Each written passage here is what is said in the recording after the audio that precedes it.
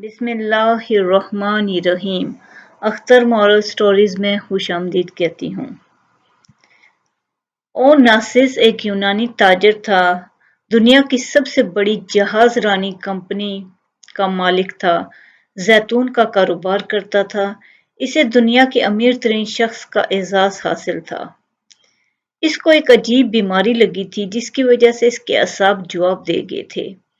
यहाँ तक कि इसकी आंखों की पलकें भी वो खुद नहीं उठा सकते थे। डॉक्टर आंखें खोलने के लिए पलकों पर सोल्यूशन लगाकर ऊपर चिपका देते थे और रात को जब आराम करते तो सोल्यूशन उतार देते तो पलकें खुद ब खुद नीचे गिर जाती। सुबह फिर सोल्यूशन लगा देते।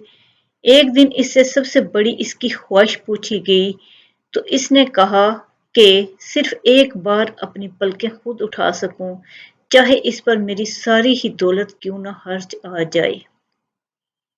सिर्फ एक बार पलकें खुद उठाने की कीमत दुनिया का अमीर तरीन शख्स अपनी सारी जिंदगी की दौलत दे रहा है, और हम जो लोग मुफ्त में अनगिनत बार पलकें खुद उठा सकते हैं, वो खुदा का हर पलक पे भी शुक्र अदा करें तो कम है।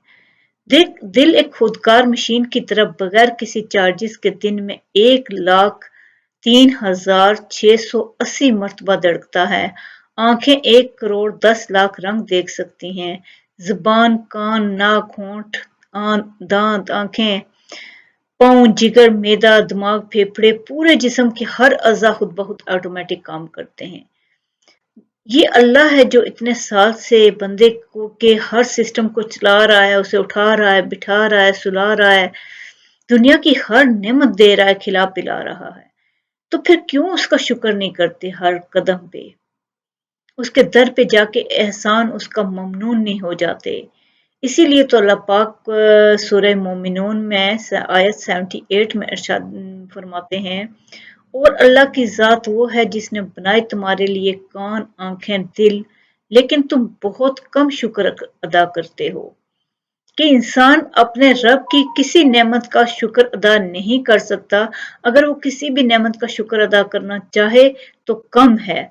हर नेमत का शुक्र इंसान किस तरह अदा कर सकता है कि नहीं कर सकता, लेकिन जितना शुक्र अदा कर सकता है अपनी पूरी जिंदगी, उसको शुक्र अदा करते रहना चाहिए।